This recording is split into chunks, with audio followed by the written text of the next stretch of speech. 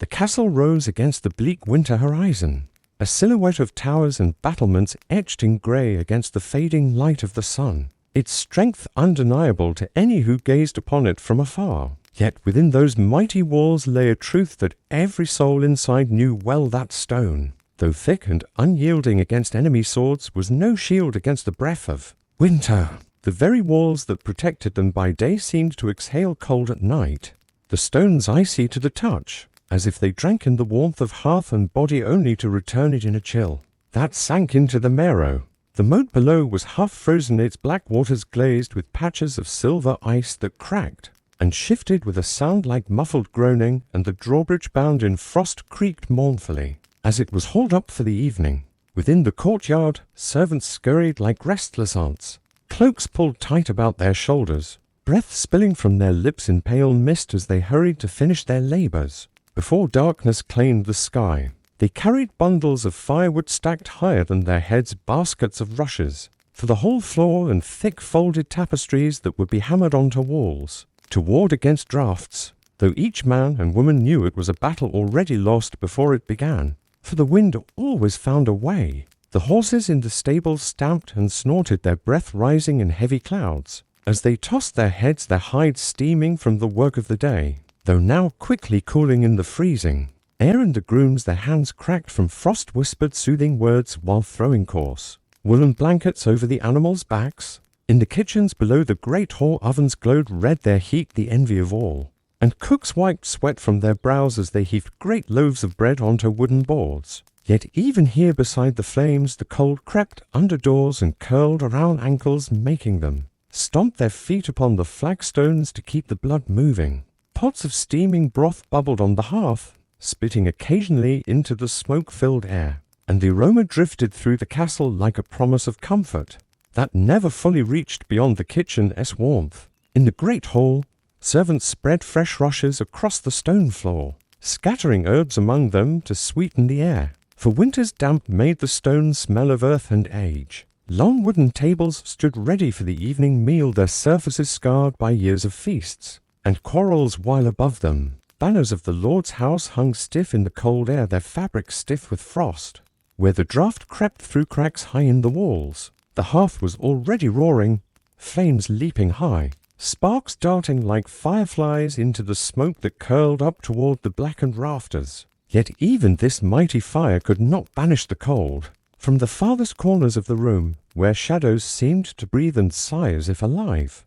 children gathered near the flames, sitting cross-legged upon the rushes, their hands stretched out, their faces lit in orange glow, while their mothers whispered reminders not to stray too far into the draughty dark. Above, in the Lord's chambers, tapestries depicting hunting scenes were unfurled, their colours faded but their thickness precious, for they served less as art and more as armour against the creeping frost.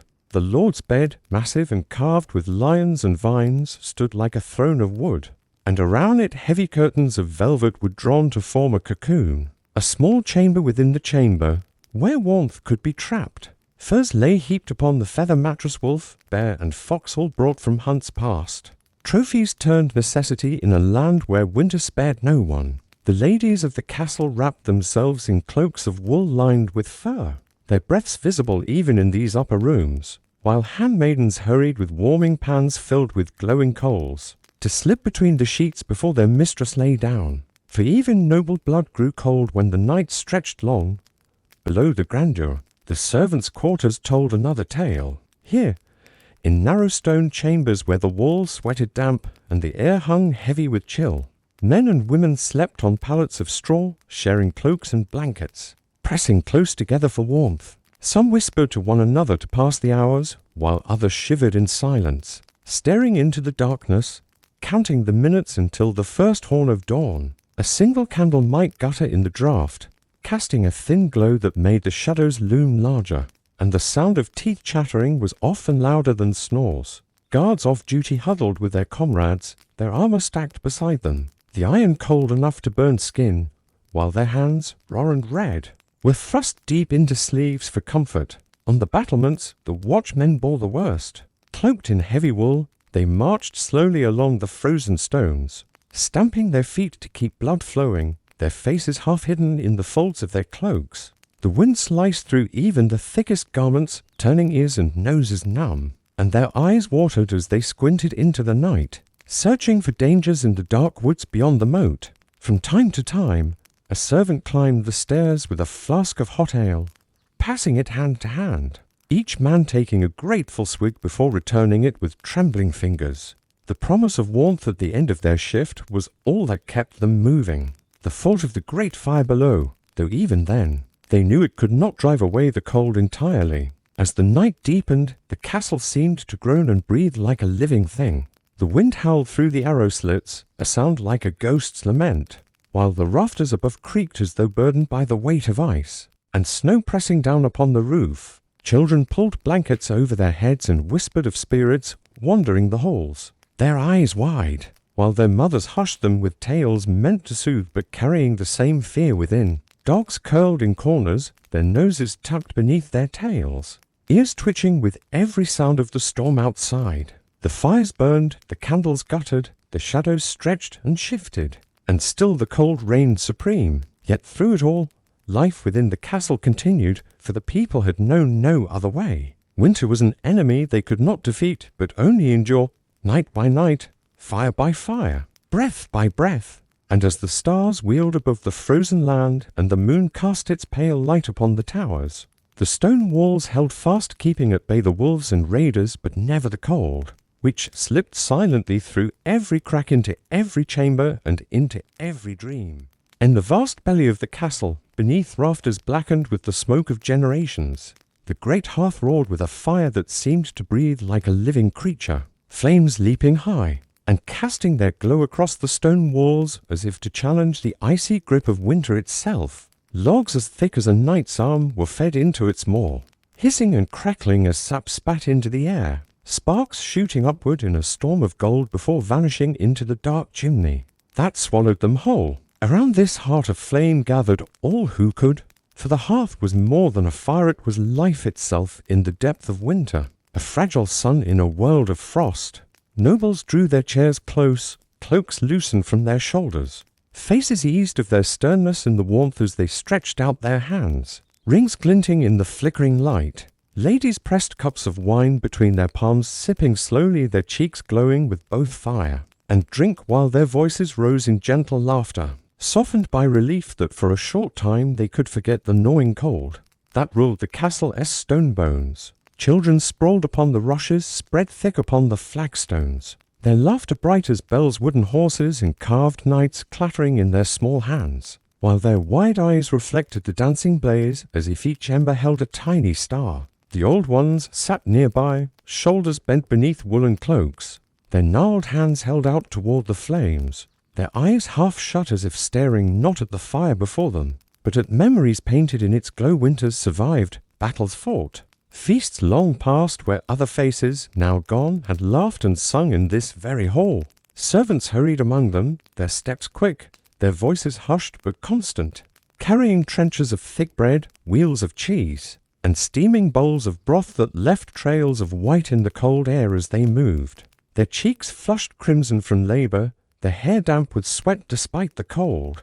They worked with the rhythm of necessity, balancing dishes with ease as the scent of roasted meat drifted up from the kitchens below, mingling with the sharper tang of burning oak and pine. Minstrels sat upon benches near the fire, their lutes strummed with stiffened fingers, voices rising in songs both merry and mournful. Tales of knights who braved snow for their ladies, of saints who carried light into the darkness of winters harsher even than this one, survived through faith and fire. Their music wove itself into the crackling of wood and the murmur of voices, filling the hall with a tapestry of sound that warmed hearts even when the flames could not reach frozen toes. Yet beyond the circle of firelight, the shadows gathered thick, clinging to the corners of the hall where the cold crept back in. There, the air was sharp, each breath puffing white, and the stone beneath rushes remained as icy as the walls of the outer towers. A step too far from the fire's embrace was a step back into winter. Grasp, and so the people pressed closer, huddled like pilgrims on a holy shrine, each knowing that the blaze, for all its strength, could not banish the cold entirely. Still, in that golden circle, life thrived, Dogs lay stretched upon the rushes, bellies to the warmth, tails thumping lazily in dreams of hunts and fields. Guards off duty leaned against the stone walls, mugs of ale in hand, their heads nodding with weariness, their armor stacked at their sides, the glow of the fire softening their scarred faces. The Lord himself sat near the center, his chair carved with lions, his broad shoulders swathed in fur, his booming laughter rising above the rest as he drank deep from a silver goblet. But even he, master of these walls, drew closer to the blaze, humbled by the same cold that bent the backs of his servants. For here, rank mattered less. All men and women, noble or low, drew from the same fire, shared in its gift and knew its limits. The hall grew loud with the clash of mugs, the scrape of trenchers, the rise of song. Children dozed in their mothers' laps, tiny hands limp, their dreams shaped by the rhythm of the fire's crackle. Lovers brushed hands in the shadows, hearts leaping with secrets whispered beneath the noise. Old friends clasped shoulders, their talk deepened by the comfort of warmth and drink, their laughter sending echoes against the stone. Above them, smoke coiled lazily toward the rafters, where carved beams disappeared into darkness, the scent of burning oak sweetened by bundles of herbs tossed into the fire to cleanse the air. The banners of the lordess' house swayed faintly in the draught that still wormed its way. Through cracks in the stone, the painted lions, stags, and crosses shifting like they too longed for the fire's touch. And always the hearth consumed log after log, hour after hour, as though it too waged a war, one log at a time, against the endless, patient siege of winter pressing in from all sides. As the night deepened, the fire became a shrine of sorts, where hope was stoked as carefully as the logs themselves. Some knelt close, warming their hands, whispering prayers that the fire would last the night. Others gazed long into its heart, seeing omens, faces, or futures in the dance of flame and ember. The hall's pulse slowed as bellies filled, as mugs emptied, as voices softened to murmurs. One by one, children slipped into sleep, curled on the rushes near the fire, their small bodies cocooned in wool and fur. Minstrels strummed softer tunes, lullabies now, notes drawn out like sighs. Servants cleared the tables, their hands moving carefully so as not to wake the drowsing. Even the Lord, so proud in his seat, leaned back with half-closed eyes, the fire painting his face in gold and shadow, his hand resting heavy on his goblet. The fire's roar softened to a steady hum, the steady breathing of a giant at rest, while beyond the glow the dark corners deepened, cold and silent as the tomb. But none dared step away, for they knew the truth too well without the hearth. The castle was only stone, and stone alone was colder than death.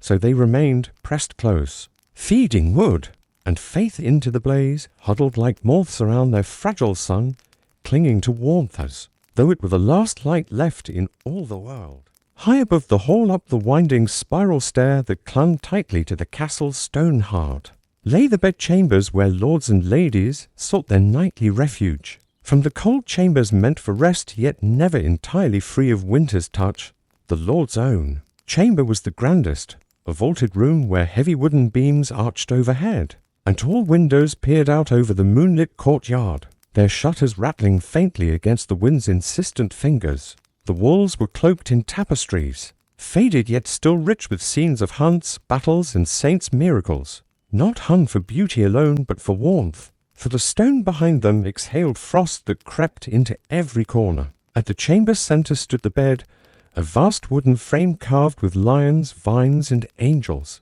a bed so large it seemed almost a stage, draped with thick velvet curtains that fell like heavy waterfalls of fabric. Within, the mattress was soft, stuffed with feathers, piled high with woolen blankets, and furs taken from wolves and bears felled in winters past, trophies turned necessities, each layer a shield against the night. Servants bustled before their lord retired, carrying brass warming pans filled with glowing coals that hissed faintly as they slid beneath the sheets, leaving trails of heat that would fade quickly, but offered first comfort against the initial shock of cold linen. Candles flickered in iron sconces, their light trembling in the draughts that crept under the chamber door, and though the fire in the hearth burned bright, its warmth never reached every shadow, leaving the room divided, one half glowing with light and heat, the other thick with darkness and chill. The lady of the chamber wrapped herself in robes of fur-lined wool, her breath pale in the air as she moved, her maidservants tugging at the curtains to ensure no draught would disturb her sleep. The Lord himself, wearied by feast and fire, set aside his goblet and sword belt, climbing into the fortress of blankets with a sigh that echoed relief as much as command. But beyond these grand chambers, the castle's many bedrooms told different stories. In smaller rooms, lesser nobles curled beneath wool quilts, some embroidered with their family crests, others patched many times over, the chill finding them despite the extra cloth. Children slept together in wide beds, pressed close as kittens, whispering in hushed voices until slumber claimed them, their wooden toys tucked beneath pillows as if guarding them from the spirits that prowled in draughts. In yet humbler quarters, handmaidens and squires lay on pallets against stone walls, wrapped in cloaks too thin to truly warm them, sometimes doubling together, back to back, to share what little heat their bodies gave. Rats rustled in the straw, the sound half heard, half dreamed, but ignored, for in winter's siege even vermin sought the same refuge of warmth. Fires sputtered in small hearths, logs burning low, candles guttering until only darkness remained. And in that blackness, breath hung like mist above every sleeper, a pale reminder of the night's bite. The air was heavy with the mingled scents of wool, tallow, and smoke, a perfume of survival. And silence grew deep save for the faint groan of rafters, shifting against the weight of frost outside. The wind pressed hard at shutters and doors, its howl slipping into dreams so that children woke with frightened gasps, swearing they had heard wolves or ghosts at the windows. Mothers soothed them with whispered prayers, drawing blankets higher, kissing chilled foreheads, murmuring that the saints themselves kept watch in the dark. And so, within the castle's high chambers, noble and servant alike lay cocooned in fabric, and fear waiting for morning's pale sun to bring not warmth, but at least light, a fragile reminder that though winter ruled the night, the day would always return. Beneath the splendor of the lordess' chambers and the echoing laughter of the great hall, lay the world of the unseen, the humble quarters of servants and guards, where survival through the cold nights of winter was not cushioned by velvet curtains or feather mattresses, but measured in straw, cloaks, and shared breath. Down narrow stone corridors, far from the hearth's golden glow, the air grew damp and heavy, the walls sweating with moisture that froze in the corners and turned the flagstones slick with a sheen of frost. Here, torches burned low, their smoke clinging to the ceiling in a haze, and the faint orange light revealed row upon row of crude pallets laid against the walls, heaps of straw covered with rough woolen cloth where the castle-less labourers and attendants made their beds. The smell was strong, a mingling of straw, tallow, unwashed wool, and the faint musk of bodies pressed close together night after night, yet no one complained, for comfort was not expected in such a place. Only endurance. Servants huddled in twos and threes, wrapping themselves in whatever blankets or cloaks they owned, their bodies forming walls of heat against the gnawing air. Some whispered together before sleep, trading scraps of gossip overheard from the great hall, murmuring hopes that the stores of grain and salted meat would last until spring, or recounting tales of saints and miracles to ward off the creeping dread of darkness. Others lay in silence, eyes wide open in the gloom, watching the flicker of torchlight on the stone ceiling, their minds drifting toward thoughts of home fields, left untended families, sleeping in cottages far from the castle walls, wondering if their kin were as cold or colder still. Guards off duty joined them, laying aside their armor with the weary groan of men whose bones ached from the bite of night. Watches, their mail and steel, stacked neatly in corners, gleamed faintly in the torchlight, though the metal itself was frozen to the touch, so cold that bare fingers might burn upon it. Wrapped in cloaks, and with swords laid close to hand, they sank onto pallets beside squires and stable boys, their status flattened by the cold, for here in the servants' quarters rank, nattered little each man was equally shivering, equally human beneath the stone. Some guards muttered prayers as they closed their eyes, invoking saints to keep them safe until dawn, while others, too exhausted for words, simply dropped into slumber, their snores mingling with the coughs and shifting bodies of the others. Rats scurried in the shadows, bowled in the dark, nosing at crumbs and scraps, and those servants sometimes hissed or threw bits of straw to drive them off. Most ignored the creatures, too tired to care, too used to their company to waste energy in the fight. The air was thick, stifling, and cold all at once, carrying the sound of teeth chattering, the creak of straw, and the faint drip of water from somewhere deep within the walls. When the wind howled outside, it found its way into the quarters,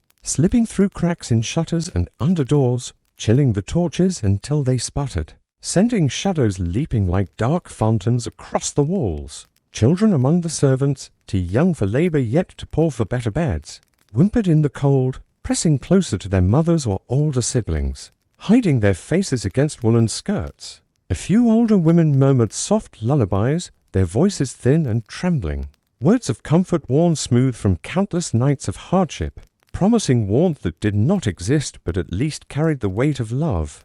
The strongest warmth came not from blankets or furs, few here had those, but from one another, for men and women alike, pressed back to back, shoulder to shoulder, knowing that a body was better than a hearth when no fire could be spared. From time to time, a servant would rise, rubbing their arms against the cold, and tend the single small brazier that glowed faintly in the corner, feeding it scraps of wood or even dried rushes from the floor, anything to coax a little flame into lasting through the night. The glow reached barely beyond its iron bowl, but even that meager fire was a blessing, and those nearest to it slept easier than those in the shadows. Yet, despite the hardship, the servants' quarters pulsed with a strange sort of resilience, for these men and women, who worked from dawn until dusk, had long ago made peace with cold, hunger, and discomfort. They spoke of spring as though it were a promise carved into stone, unshakable, inevitable, and they endured the frost as they endured labor with stoic patience and quiet hope. For them, the night was not about comfort but survival, and survival was not about luxury but about endurance shared among many. And so, in the bowels of the castle, while the noble lord slept beneath velvet and fur, his servants lay close in straw and shadow, their dreams stitched together with prayers and whispers, their bodies trembling but their spirits unbroken, waiting for dawn's grey light to summon them back to work, to another day of toil, another night of frost, another winter endured by the will of those who had no choice but to endure.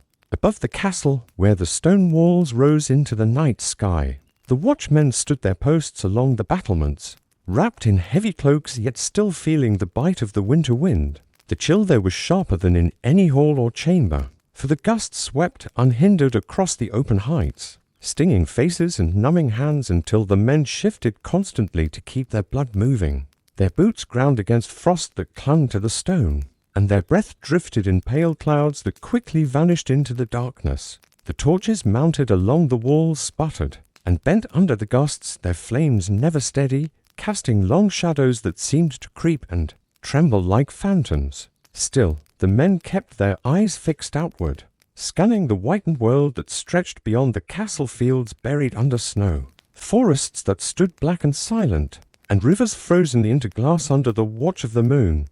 It was a lonely task, for the night outside the walls seemed endless, but vigilance was the price of safety, though enemies seldom dared approach in the grip of such bitter cold. The watchmen knew better than to grow careless. Wolves sometimes prowled along the edge of the woods, their howls carried faintly on the wind.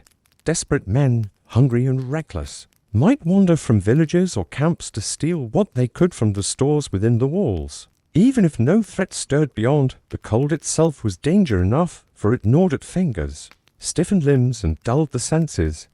Each man knew that to lean too long against the wall, to grow too still, was to let frost creep deeper into the bones. And so they moved, stamping their feet, flexing their hands, tightening their cloaks against their bodies, whispering prayers or muttered curses to endure the hours. They took turns at the small braziers that burned at intervals along the wall, feeding them with fuel carried up from below.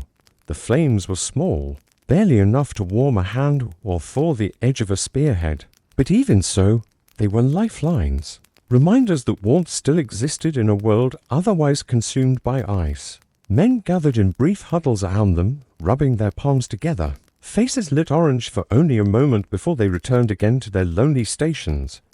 No matter how weary they became, no one dared abandon the wall, for the castle depended on them, while the lord lay under furs in his chamber and the servants huddled in straw beneath the halls. It was the watchmen who bore the greatest weight of winter's cruelty, their eyes the first barrier against all that threatened in the dark. The silence of the land was heavy, broken only by the whistle of wind through battlements, the occasional groan of wood in the gates below, or the faint cry of a bird startled from its roost. Now and then, one man spoke to another, voices muffled by scarves and the howl of air. But conversation never lasted long, for the cold made speech in effort and silence seemed to belong to the night. The moon drifted across the sky with aching slowness, its pale light bathing the world in silver, and the men marked time not by hours but by the slow shift of constellations above. Each minute dragged, yet the rhythm of duty kept them steady. They thought of warmth below, of straw beds and the glow of the great hall's fire. Yet their thoughts were only dreams, for theirs was the task of endurance, of holding the walls, of guarding those who slept. By the time the horizon began to pale with the faintest hint of dawn, their limbs were stiff, their eyes sore from watching, and their hearts heavy with fatigue. Yet none had left his post, none had failed his duty, and the castle still stood secure against the night. The watchman, weary and silent, had once again carried the burden of the hours, when the world was most vulnerable, in the harshest cold. With only torch and brazier to stand against the dark, they had been the guardians of the fortress, and though their service was thankless and unseen, it was their endurance that kept every soul within safe, for while others slept, the watchmen alone bore the night. The castle chapel was not large or richly adorned, for it was built less for beauty and more for devotion. Yet in the depth of winter it became the beating heart of the fortress, the one place where all souls, high and low, gathered together before the day's burdens began. At dawn, when the halls were still dim and the torches burned low, the priest was already awake, moving slowly through the small chamber, lighting candles one by one until the altar glowed with a warm and steady light. The air within was cold, for stone held the night's frost, and the breath of every person who entered turned to mist. But the flicker of candles and the sound of prayer gave a sense of warmth that fire alone could not provide.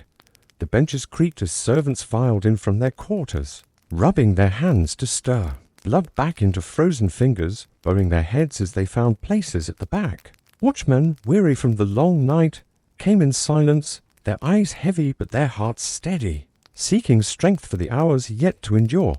The noble family entered last, wrapped in heavy cloaks, the lord leading with calm solemnity, his lady at his side, and their children following close, sleepy yet obedient, joining the others in this moment of unity. The chapel walls were plain stone, hung with a few painted icons, their colors dim but sacred, saints and angels gazing down with solemn eyes. The altar was draped in cloth, simple but clean, and upon it rested a cross of iron that caught the light of the candles. A small brazier smoked faintly in the corner, not enough to chase away the cold, but enough to soften the chill just slightly. The priest, his robes heavy against the season, began the service with a voice that echoed clear through the chamber, words rising and falling in rhythm, prayers for protection, for health, for mercy, for endurance. The sound filled the stone walls, carrying to every ear, reaching even the servants who stood in the doorway for lack of space. All bowed their heads together, and for this time the divisions of rank seemed thinner, for the same cold pressed against every body, and the same hope for deliverance stirred in every heart. The children of the household leaned close to their mother, their small faces lit by candle glow, fighting drowsiness but listening as best they could. The Lord stood tall and still, his breath misting like the rest, his eyes fixed upon the altar, his hands clasped before him, his thoughts heavy with both his duty to his people and his trust in heaven. Around him, knights, squires, servants, and guards all knelt in the same silence, each bringing his own burdens: hunger from long days, fear of sickness, longing for spring, weariness from endless work. The cold was not absent here, it lingered in every stone. Stiffened fingers and numbed feet, but for a time it seemed less sharp, dulled by the sense of shared purpose. The priest's voice grew stronger as the prayers turned toward hope, speaking of the promise of light, of spring beyond the snow, of the mercy that watched even in the darkest night of winter. The service lasted only a short while, yet to those within it felt longer. A pause between the endless hours of labor and cold. Candles flickered as the wind groaned outside, rattling the chapel door. But inside there was no fear, only the sound of prayer and the quiet murmur of responses from lips that moved with faith. When at last the priest lowered his hands and spoke the final blessing, the people crossed themselves, rising slowly from their places, joints stiff from kneeling on cold stone, shoulders hunched against the cold waiting beyond the chapel door.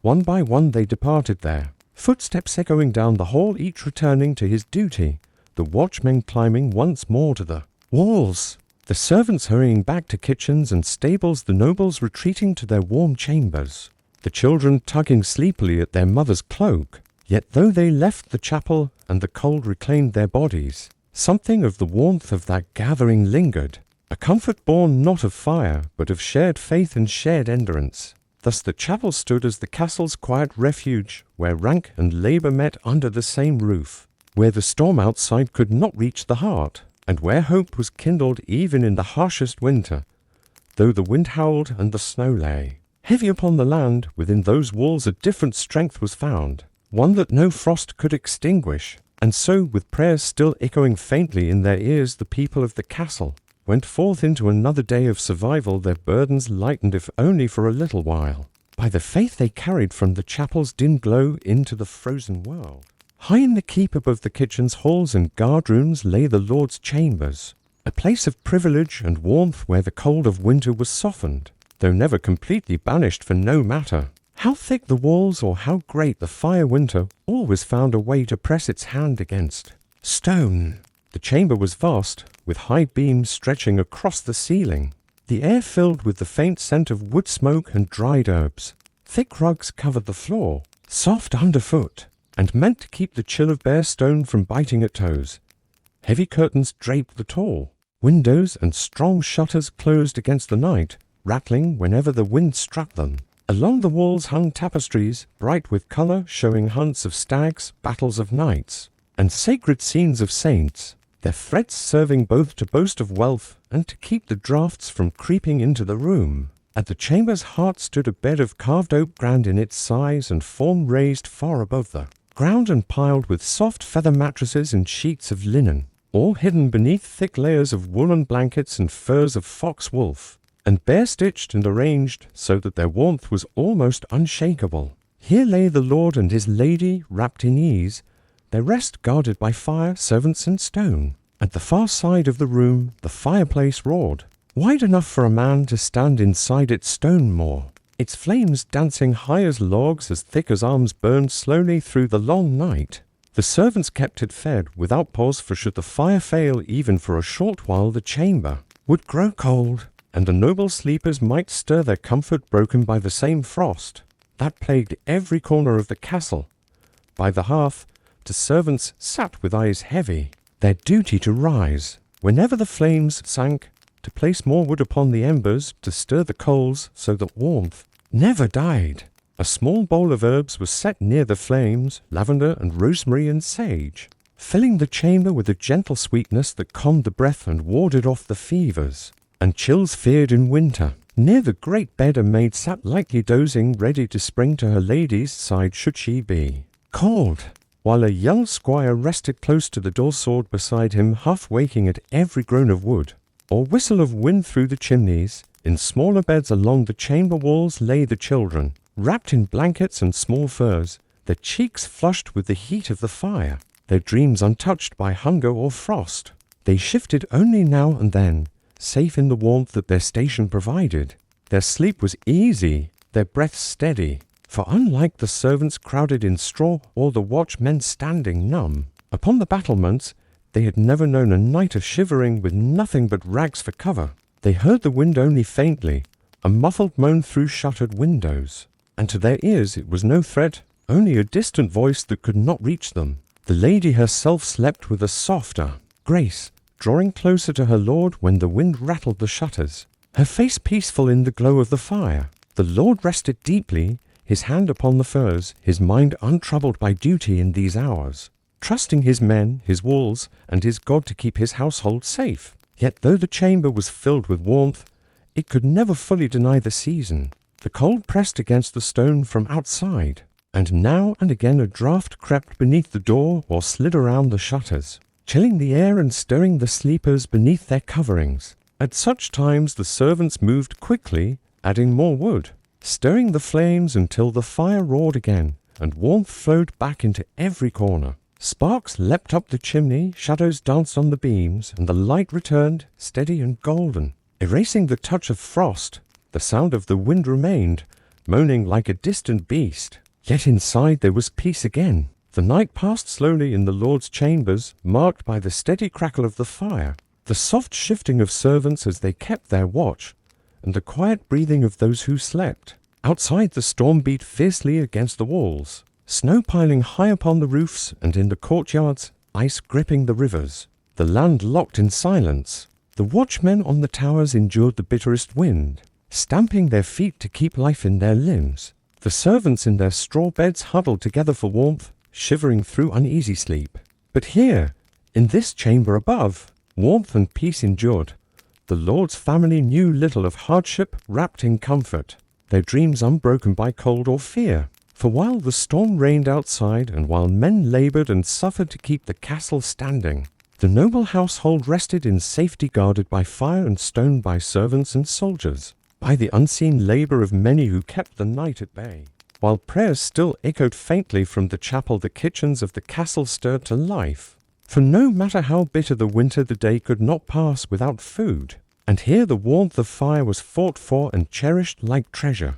The great hearths were lit before the sun had fully risen, servants bending low with kindling and breath, coaxing sparks into flame until smoke curled thick against the blackened rafters. Soon the fire roared, logs snapping and crackling, heat spilling into the cold stone room. And though the warmth never fully drove out the frost that clung to the walls, it gave the workers life enough to move their stiff limbs.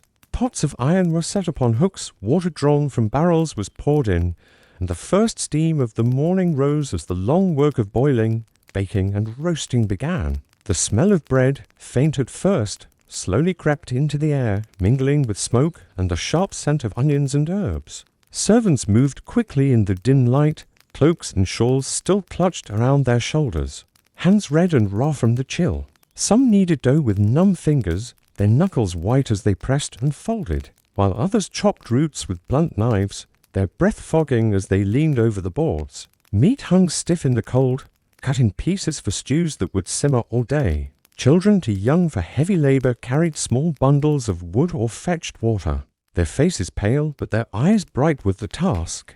The kitchens were noisy, full of clatter and the thud of knives against boards, the hiss of water on hot stones, the murmur of voices rising and falling as orders were called. Though no one lingered idly, there was a sense of comfort here, for the fire was strong, and the work steady, and for a little while the frost outside was forgotten. The kitchen was more than a place of cooking. It was a refuge, for servants huddled near the hearth whenever duty allowed, rubbing hands together, pressing close to the heat, laughing softly when smoke stung their eyes. Yet even here, the cold had its grip, water froze in the buckets if left too long.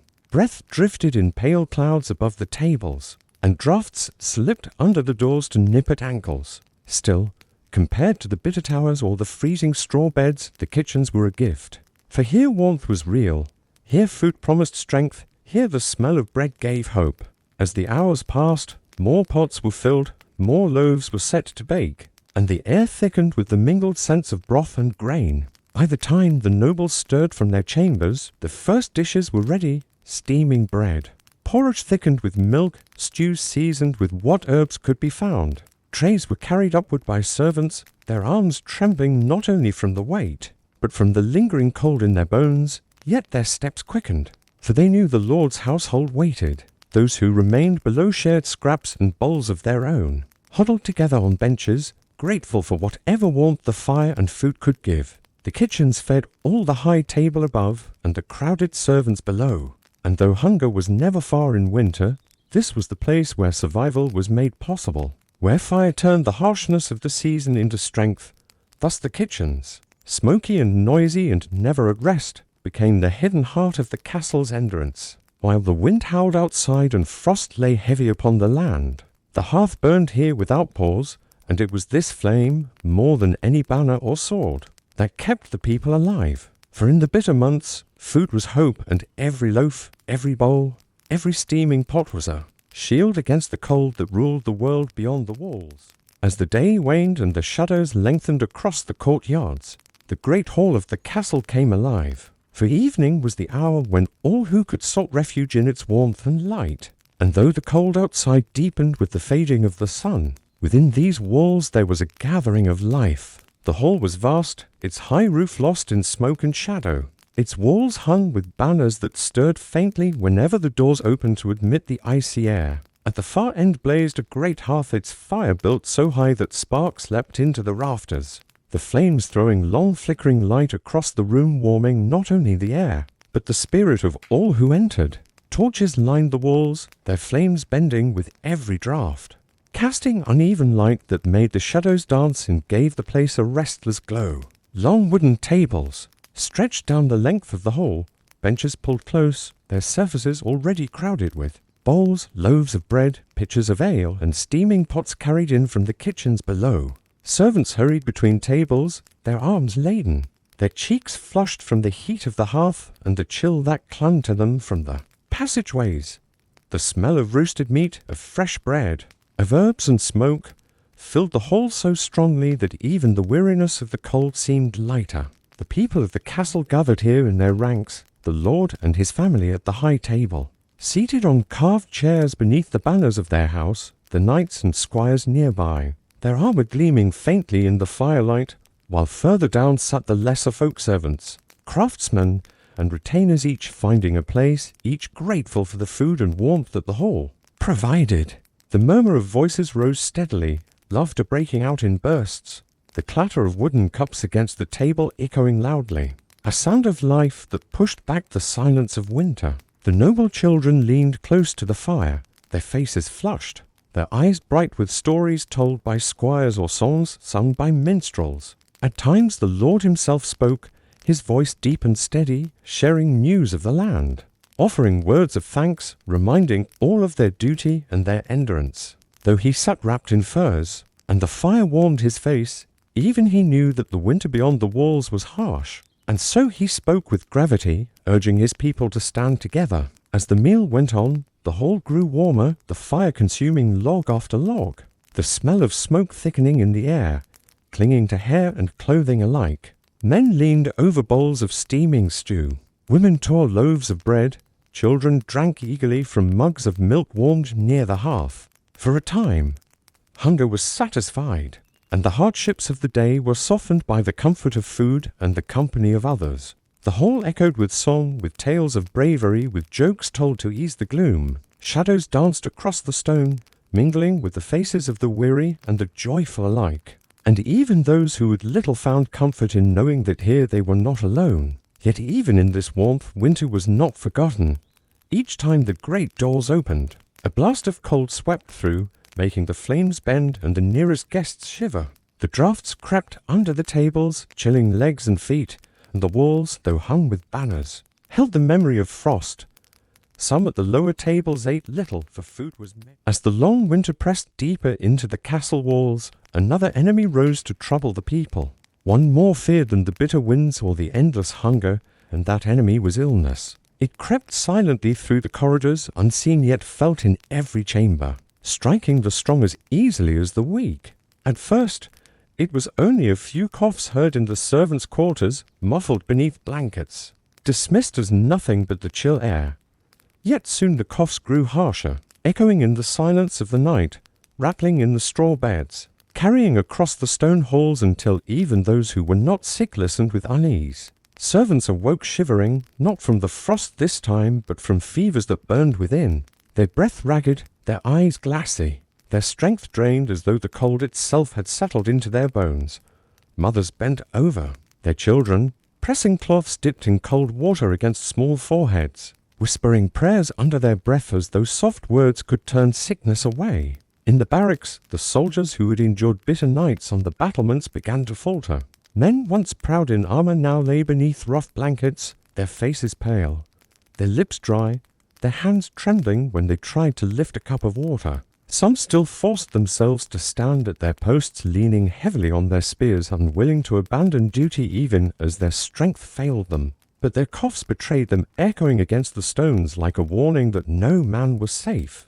In the kitchens, the work grew slower as hands were lost to weakness. The clang of pots, once constant, was interrupted by silence, and the smell of broth carried more herbs than meat, for the healers ordered bitter roots and dried leaves boiled in the hope of easing fevered bodies. Yet the sickness paid no heed to herbs. It spread from bed to bed, from servant to knight, from child to elder, sparing none by rank or age. The chapel became the heart of fear and hope alike. Candles burned endlessly, their wax dripping down iron stands, filling the air with smoke that mingled with the scent of incense. The priest prayed louder than ever, his voice rising to the vaulted ceiling, his words heavy with desperation. Families knelt in the cold, their faces pale in the candlelight, hands clasped tight as they begged for mercy. Some wept openly, others bowed their heads in silence.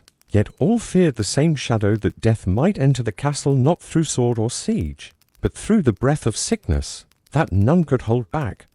The healer's table grew crowded, jars of dried herbs, bowls of steaming, watercloths soaked in vinegar laid ready.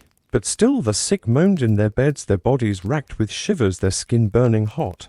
Even in the frozen air, fear spread faster than the illness itself. Servants crossed themselves when they passed the sick room, some pressing cloths over their mouths as though the sickness might leap upon them with a single breath. Knights clenched their jaws, hiding their weakness, for to show fear was to admit defeat. Yet in their eyes there was dread. Even the lord, seated in his high chamber, wrapped in furs and guarded from the draught, could not ignore the coughs that rose through the floors below, or the news carried by his steward. That sickness claimed more each day than the cold ever had. He ordered fires kept blazing, herbs burned in braziers, and warm broth sent to every chamber. Yet no command could halt the creeping shadow. The great hall, once alive each night with laughter and song, fell into uneasy silence. Benches stood emptier as sickness took many to their beds, and those who came to eat did so quietly, speaking in hushed tones, glancing often toward the doors as if the illness might walk in at any moment. Minstrels plucked their strings softly, but their songs were subdued, their voices heavy with sorrow. Children no longer ran freely across the floor, but clung to their mother's skirts, their eyes wide with unspoken fear. The clatter of cups and bowls could not hide the heaviness that hung in the air, a heaviness thicker than smoke. Yet even as sickness threatened to break their spirits, there were moments of defiance. A servant, weak with fever, dragged himself to the hearth to tend the fire so that others might be warm. A mother sang to her child in a trembling voice, the lullaby soft but stronger than despair. A knight, pale and coughing, still took his post upon the wall, whispering that he would rather fall to illness with honor than lie idle, while others fought the cold. The healers, though weary, refused to rest, their hands red and raw from endless work, their voices hoarse from prayer and command alike.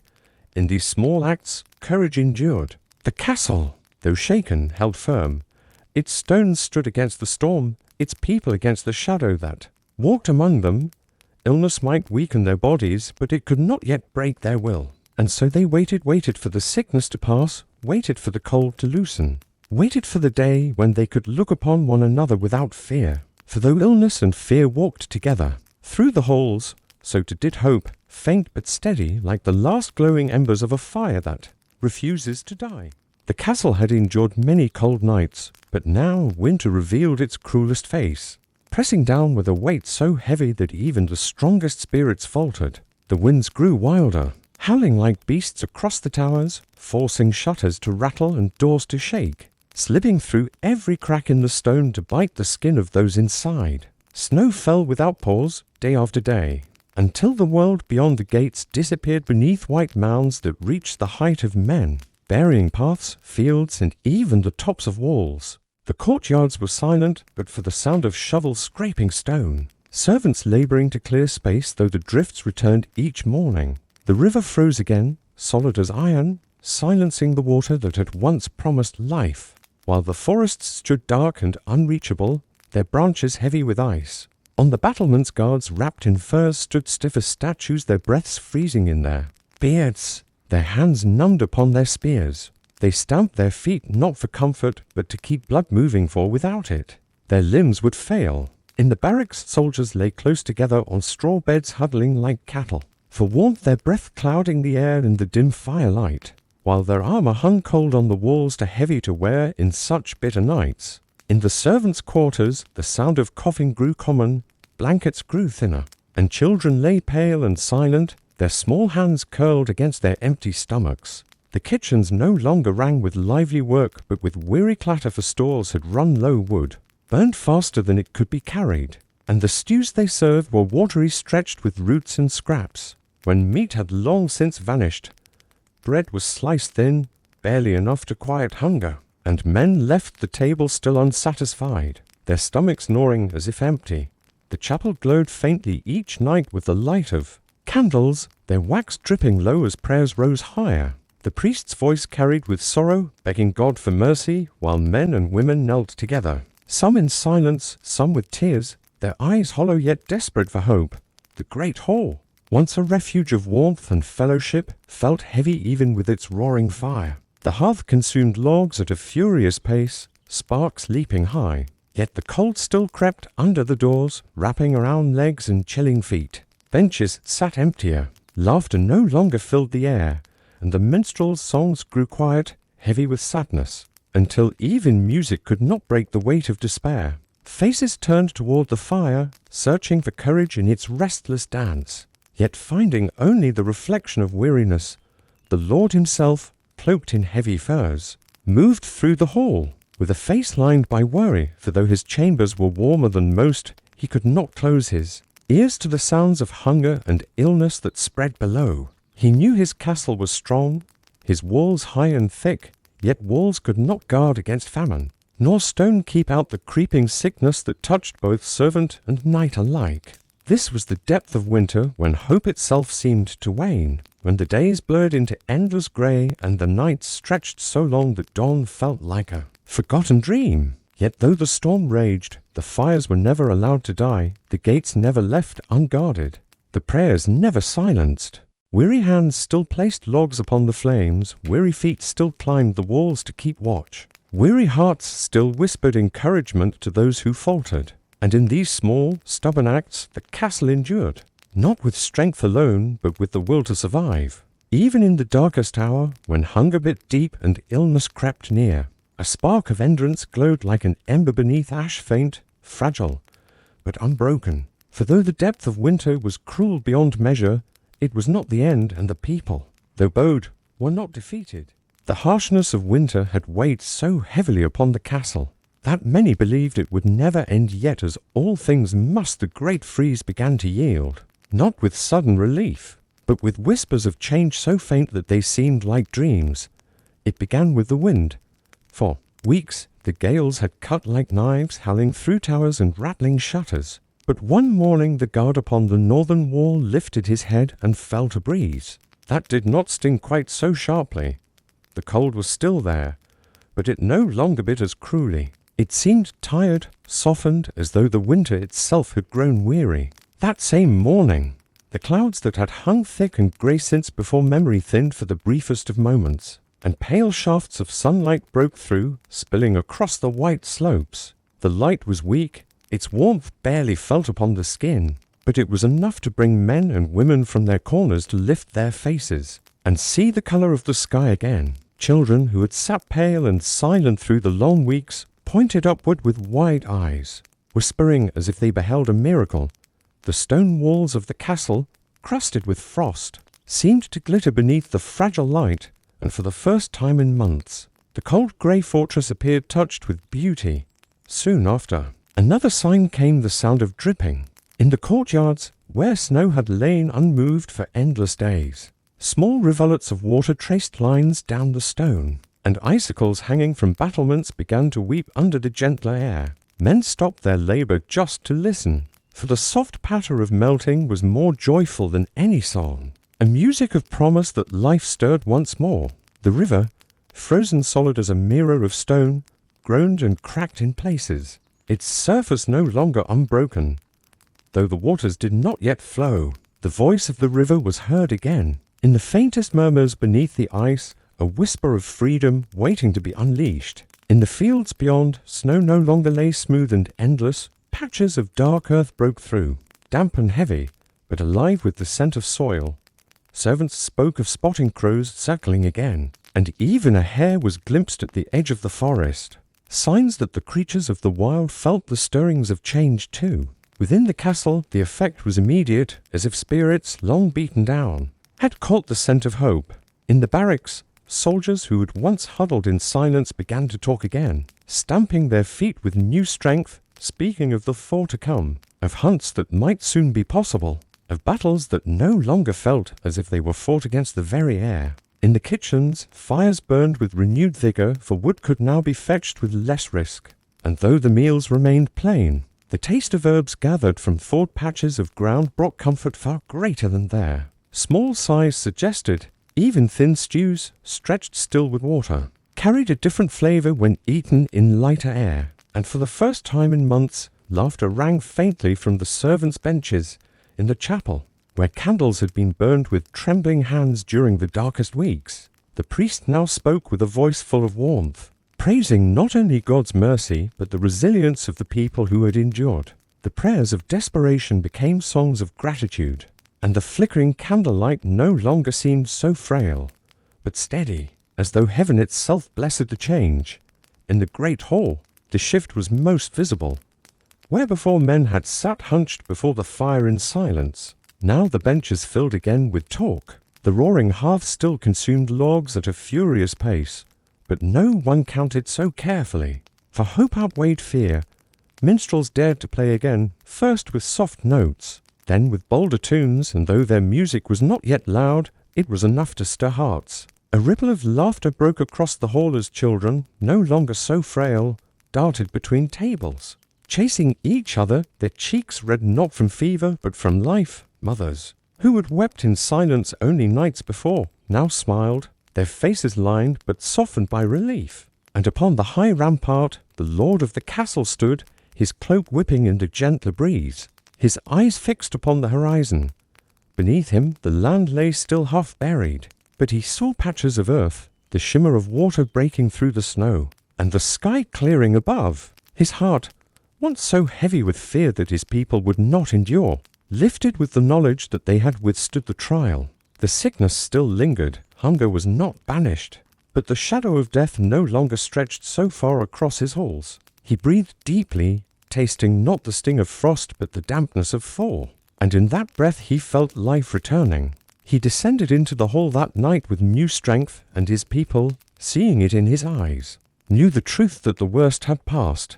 Thus, the signs of change spread through the castle like fire through kindling, touching every soul. No longer did silence reign, voices returned, footsteps quickened, and though the cold remained, it was no longer the master. The people had endured the depth of winter, and now, with the first drops of water, the first rays of sunlight, the first cracks in the ice, they felt the promise of spring. It was not yet here, but its approach was certain, and with it came a truth stronger than any hardship, that no darkness, no frost, no endless night could last forever. The long struggle had tested every stone of the castle and every soul within its walls. Yet at last the season of death began to yield, and the world stirred with life once more. The snow, which had buried paths and fields, softened and sank, turning from white mounds into heavy slush. That melted into streams. Water ran freely along the stones of the courtyard, dripping from roofs, trickling down walls, gathering in muddy pools where once there had been silence. The river, locked for months beneath its glassy armor, broke with a sound like thunder, cracks running across the ice until great slabs split apart and drifted away, releasing a rush of dark, living water. The forests, which had stood motionless and heavy under their burden of frost, began to move again. Branches shook free of ice, birds returned with shrill cries, and the first shoots of green pushed stubbornly through the damp earth. Within the castle, the change was felt in every chamber. The barracks, once filled with the sound of coughing and weary sighs, now rang with voices again as soldiers polished their armor, trained with wooden swords, and stamped their feet with pride, rather than desperation. The servants' quarters grew livelier, children ran through the halls, their cheeks pink with health, and mothers who had hidden their tears in winter's depth now laughed as they worked, their spirits lighter. In the kitchens, the fires burned strong, fed with new-cut wood, and stews grew rich once more as hunters returned with game from the forest. Bread was baked in larger loaves, its scent filling the corridors, carrying with it the comfort of plenty after months of want. In the chapel, the priest's voice soared with hymns of joy rather than sorrow, and the people sang with him, their voices rising together in thanks for survival and renewal. The great hall, once dim with silence, now burst with life. The long tables filled, mugs of ale clattered, and laughter rang so loudly it seemed to push the cold from the very stones. Minstrels played bold tunes, knights told tales of their endurance, and children danced near the hearth while sparks leapt high into the rafters. Hope had become certainty, and certainty became joy. The walls that had seemed like a prison through the long winter now stood as monuments too. Entrance, proof that the castle and its people had faced the cruelest season and emerged unbroken. Upon the highest tower, the lord of the castle looked out across his land. Where once the horizon had been nothing but endless white, now rivers gleamed, fields darkened with rich soil, and forests stirred with the color of life. He stood silent, his cloak stirring in the gentler breeze, his eyes filled not with fear but with pride. He thought of the hunger they had endured, the sickness they had fought, the nights when hope had nearly died, and he knew that the story of this winter would live in memory as long as the stones themselves. For though the season had been merciless, the people had been steadfast, and in that steadfastness lay their triumph. Thus the thaw did more than free the land from its frozen chains, it freed the hearts of those who had suffered, reminding them that no winter, however long, could last forever. The castle stood, its fires alive, its people renewed, their laughter stronger because it had been born from sorrow. And so the story closed not in silence or despair, but in the sound of water flowing, birds returning, and voices rising together in joy. The castle had endured, the people had endured, and as the thaw spread across the land, they stepped from the shadow of winter into the promise of life.